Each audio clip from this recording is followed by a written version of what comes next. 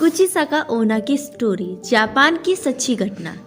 यह बात 1970 से 80 की, जब जापान में डर का माहौल था।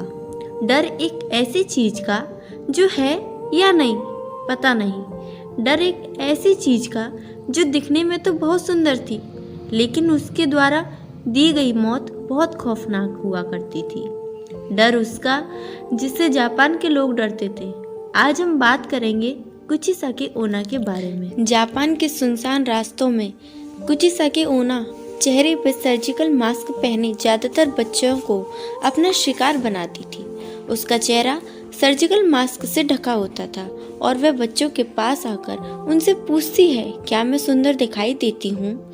सुनने में यह सवाल एक मामूली सा सवाल लगता है, लेकिन इस सवाल का जवाब शायद सबसे मुश्किल हो सकता है, क्योंकि इस सवाल का जवाब आपकी जान ले भी सकता है और बचा भी सकता है। लेकिन समस्या यह है कि इस सवाल का कोई सही जवाब नहीं है, क्योंकि जब कोई इस सवाल का जवाब ना में देता तो कुचिसाकी कैंची से उस पर वार करती थी और उसे मार देती थी, और अगर जवाब हाँ में दिया तो वो अपना सर्जिकल मास्क उतार देती थी और अपना डरावना और बेहद जख्मी चेहरा दिखा देती थी। उसका चेहरा 2 हिस्सों में बटा होता था, मानो किसी ने उसके चेहरे को पूरी तरह चीर दिया हो, और फिर से वो अपना सवाल दोहराती, क्या मैं अब भी सुंदर दिखाई देती हूँ? कुचिसाकी का डरावना चेहरा देखने के बाद अगर कोई उसके सवालों का जवाब ना में देता तो वो उसे मार देती, और जवाब हाँ में होता तो भी कुचिसाकी अपने कैंची से जवाब देने वाले के चेहरे पर भी अपने जैसे घाव बना देती थी, जिससे लोगों की मौत हो जाती है। जापान में 1970 के पूरे दशक में इस खौफनाक बला की दहशत थी। दहशत इतनी कि लोगों ने अपने बच्चों को स्कूल भेजना भी बंद कर दिया था। लोग अपने बच्चों को घर से बाहर नहीं जाने देते थे। कुचिसाकी के शिकार बने बच्चों और कुछ अन्य लोगों की खबरों से वहाँ के अखबार भरे रहते थे।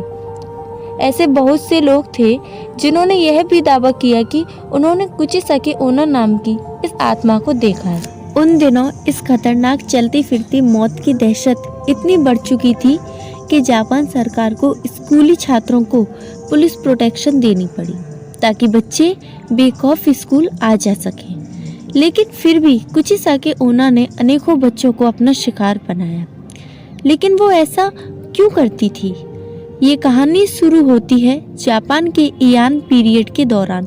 लगभग 1200 से 800 साल पहले जापान के छोटे से गांव में बहुत खूबसूरत औरत रहती थी, जिसे अपने खूबसूरती पर बहुत नाज था। वह अपने पति के साथ रहा करती थी, जो कि एक समुराय था। युद्ध के दौरान उसे युद्ध में भाग लेने जाना पड़ा।